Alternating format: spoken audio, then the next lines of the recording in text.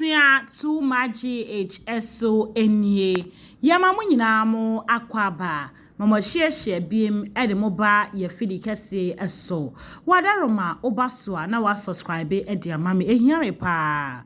Uwie so a video ne de pia share. Mani nkwa eche no hwa na afoforo ensa enka bi. Wadwe nkyere no so de comment section honum. Obetumi de afa Yebekin kani nyina ede amamo. Ebusua ayemonim sem se akakakra na o my Ghana yakwakoto aba eye mampanyi ene yemra hye bedwafo na wohwe party akese mienu a edi ahim ewo man mu a eye MPP na afeso NDC na wohwe NDC amanyoko ni mu a omayi nipa miensa se omomepre frankatufo akonwa no eye Yera John Dramani Mahama oye former president enuachi former KM boss papa Kwadwo Osei Bonsu ne kura mu no eye former finance minister Dr. Kwabena Dufuo sampanyimfo emiensa na NDC amoma konya se ombetumi ababedi party nanim etu franka ede amawo mu nanuachi wodi wani kire MPP amanyoko ni mu a ya former trade minister Yera Alan Kwadwo Chirematin wa Trinity Your Vice President Dr. Mahamadou Bawumia ono so atweneti emrase bedwane de ma adehye wa Central Honorable Kennedy Akompreku Japan ono so atweneti chorofo nkane de ma MPP amanyoko no Yewura Kwamreje Japan so ayeneti your former Agric Minister Dr. Efriye Akoto ono so atweneti ni kurakura mu no ye papa ade ni mo ono so atweneti a wopese wotu franka edema MPP amanyoko no na ebusema infam kwa kire kakra afi 2020 aba ye kwoto ye a ewiase na electoral commission ma meje mensa betena na adwamu enam yensachi after abato a wobekire se na adankwa akufuado wono na Ghanafo asato ni ato aba abonidin se ombetoa akonya ne so anaso ometo adedie ne so anaso omema mpanyin no ebro de beto odwa no NDC amanyoko no ebo anyo so sabre no Yera John Dramani Mahama ne di party nanim etu franka ede ma wo mo wotebiri asem no ede kopie mu ewo Supreme Court o kire se ensisie ene katazehye ni dream bi ekoso ewa abato a yetuye enimo en Supreme Court nhwe no akoye court batan kese no wonka omasem bi emfama wo mo na omode kwada court na ebusia emu nyina mo animsem baabi a ekowieye no na court o kire se endi samanyoko de wasem da court no won hyeda eni nyina so bi anti court ebo asem to go ye a wo kire se na adanko akufuado enkoso antira Ghana abenwa no so se mampanyin na bra sansem nyina beto odwa ewieye no yehu se papa Aseidu Nketiah sesia no wono ye party chairman edema NDC amanyoko no ne kasa bia chinchimagu afidie so na tape so pia abonten a na wo cheche nsem so mo akasa court no mo koye na kasa no muni evidence na bra sansem ba ebo pinini mane de todwa san wono ana aka we enye doctor tape bia e wono nanu masem wan ye so okay ene mo ana mo se muni evidence dia ene ye nto aso e na didi mu ase de mpanyufo yi asatwe otise wo Ghana benwa no afro no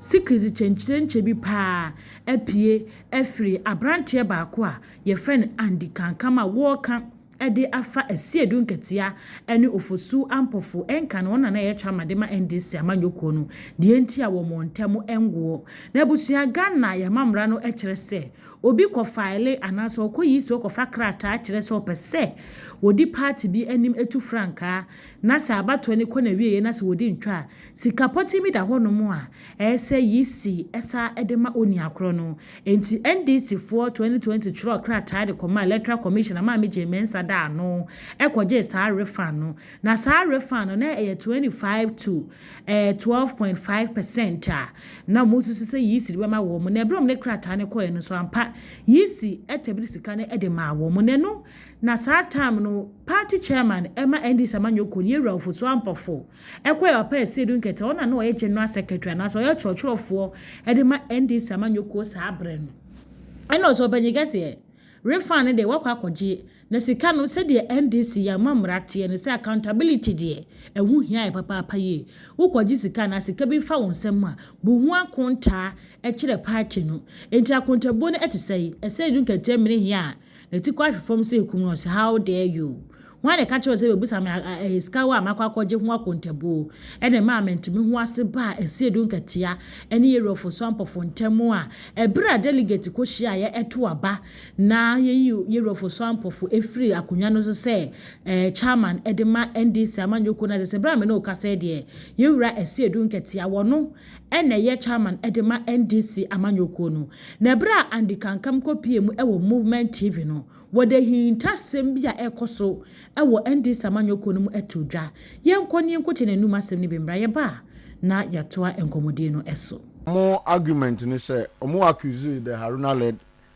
leadership ni say ya omo jiji sika na omo ye den omo to aba MPP MPP minister President Akufo-Addo nominees inti we so e ba ne say 36 no we e ba ne say said we also did the same. See, that is why it is ridiculous. Yeah. And Fifi Kwete should know better. You just left parliament. Engage the people. Engage the people. Okay? You are Aseidu Nketiah. You disrespect the MPs who are nurturing the constituency with their own money. Right? And you go and sit there to intimidate them. Okay? And it's for the records. Yeah. You expect the people to respect your directive? No, they won't do it. There is an accountant at the party headquarters. Ne boy be wo party headquarters. Wakwa ko fa no se wo mko contest ABF Fuseni won constituency. Aseidu Nketiah ko fa. I am abade accountant so on nanim buy. Yes. Aseidu Nketiah ko fa obi aba se o contest. All contest ABF Fuseni. Dobu be obro. I am telling you. Quote me. It's a movement. What does one make? And you expect say you go and give directive and ABF Fuseni will respect you? No, we say who pay the seat. Sir, Ofosu Ampofo nsem na onya ye nyina was accountability. Okay. Accountability war a party headquarters. That was all. That listen, the refund now electoral commission the maye no. Listen, more accountable for it. That was all problem. We say you have for Pampos onya. Yes. Scandal mudi ko tua ye dey say more account. So put to elect massa. At the time now more court now more yes those gymnastics. And much elect no. Ekwaje referendum. So you see the bia meka say yeah ye deep politics echi and ye supportive political parties no we should be very careful. What they say at the time now more court ni nyina no makoji sika no and Ofosu Ampofo say listen, probity and accountability no is the hallmark or the foundation NDC the free NDC buy inti more accounting for the problem and I said that's what he has accountant now ordinary ban or contest alaji ABF Fuseni. And you think that they will be happy with you? You go and sit there as if someone intimidate or money and so forth. I don't think that they are handling issues properly. Okay. Engage people. Engage people. In the first place, who changing leadership? Krawa engage you. And last Tuesday, when Dr. Ampofo Asia in the caucus for the first time, he said something very revealing. Okay. So no, one ko undermine. Haruna Idrisu. Ono no mo frɛ no. So omo the post no be ma no. So omo frɛ no keke. So you were in the know say omo be your minority leader. And so what happened? So you Aseidu Nketiah and Fifi Kwete. The relationship between omo headquarters any MPs no shouldn't be that of a headmaster, head teacher and pupil we say no. Okay. They should respect them. But it should be that reciprocity of respect. All right. Otherwise, it's a movement stronger than appetite. Because what we are picking up and say in the coming days, because of this disrespect, they have decided say, well, okay, more pen, muntra mo headquarters na munchro. Abusia said empanyufo e wakasa bi omo kan ka akomye ne kokuo num andi na wacheche nsem nu nti wo kire se na NDC amanyokuo nu nim se ye papa Haruna Idrisu awonu enkane no na wono ene ye minority leader onu akro esaye mrahye bedwane di ma de hye watermali central no na ye nim se wonne eye na bedi akire eye muntaka wono so eye mrahye bedwane ewo asoase abatu empeso so no wa sante mantemu no wo mu kwaji sika wo MPP fo ne wa ye NDC fo bo wotirimu po se ade aban di ba emwa Ghana fo bo ato agua na san empanyufo mienu akwakofa afa contrast no makwakoji sika no mudi sika ni wie pe na afi o maboa na bibia akoso nti di aban ne beba bia no na opposition no age atom eno na party fo ne tan so hwe di no ye international mo fe sika nwa na nkasa ya nkasa ya opposition ya che komodi yen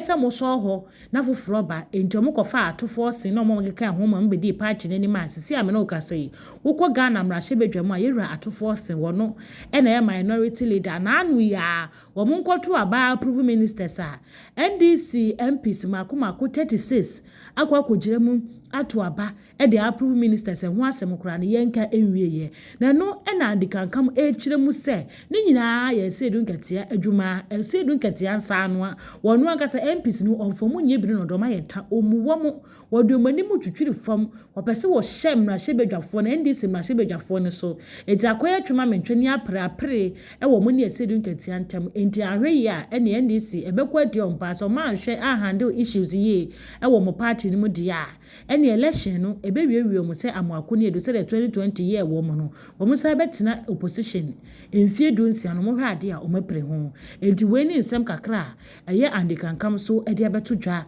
efa NDC amanyoko no ensem bia ekoso party ni ma entwa yi eno ene yeso yapo ne hu bia yade ababa so mo efiri kese so monkan na mon hye ne so se akato ne bro ni akwakoto aba eni yesi ade de be firi sa amanyoko emienu ho aba bia no madaro ma ye hye mo bo se de baba so mo efiri kese so na mo so mo hu nia eko ebi enti wadaro ma obaso a no wa subscribe share videos ni ma foforo nsan kabi comment ni so de ehia na wa kire wa adwen ede afa ho midi ede nana afia sewa amane boyi me ena me de somo e wo too much age eso abusua makram